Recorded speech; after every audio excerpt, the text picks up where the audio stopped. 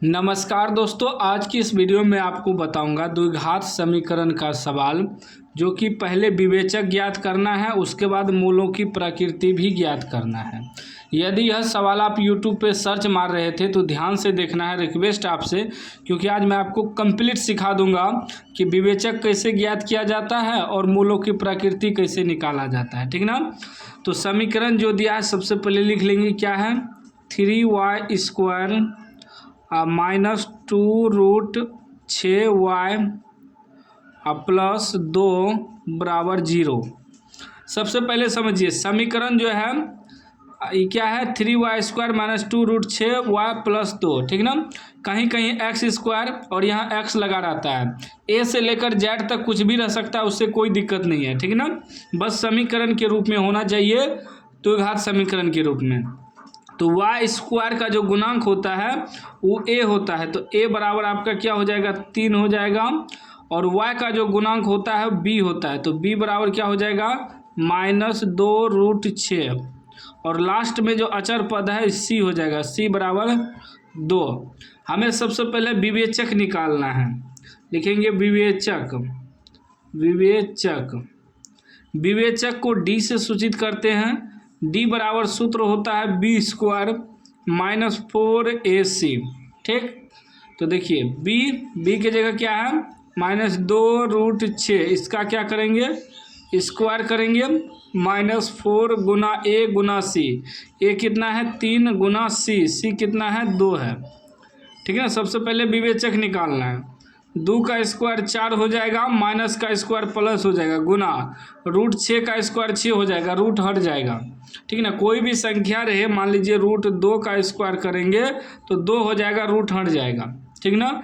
अगर √6 का स्क्वायर करेंगे तो रूट हट जाएगा, 6 हो जाएगा। √3 का स्क्वायर करेंगे तो 3 हो जाएगा, रूट हट जाएगा। ठीक ना, याद रखिएगा। उसके बाद -4 × 12 दूना 24। अभी क्या हो गया, चौके 24 घटा e24।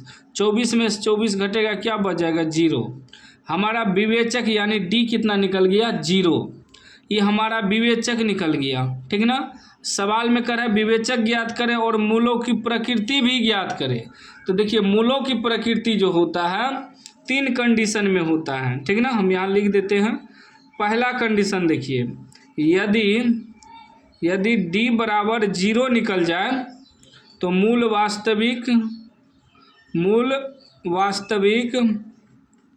वास्तविक और समान हो जाएगा, समान।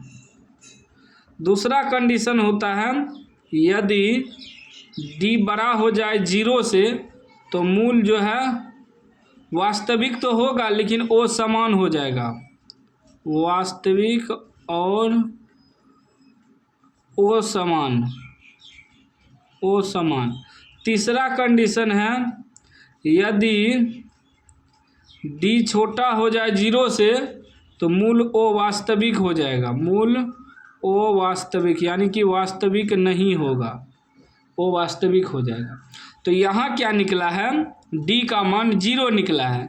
तो d बराबर 0 निकला है तो क्या हो जाएगा, मूल वास्तविक और समान। यहाँ लिख देंगे, अतः d बराबर 0 मूल वास्तविक और समान। ठीक ना। इसका आंसर हो गया। इसी को कहते हैं मूलों की प्रकृति। ठीक ना। मूलों की प्रकृति 3 कंडीशन में होता है।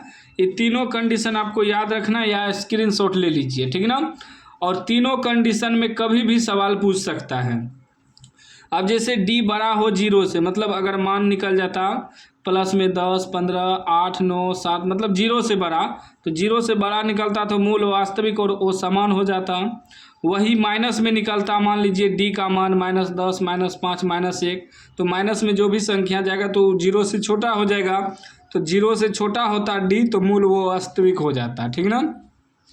तो उम्मीद है आप समझ गए होंगे कि मूलों की प्रकृति कैसे निकालते हैं और मूलों का समीकरण का विवेचक कैसे निकालते हैं। दोनों चीज़ आप समझ गए होंगे इस वीडियो में। ठीक ना।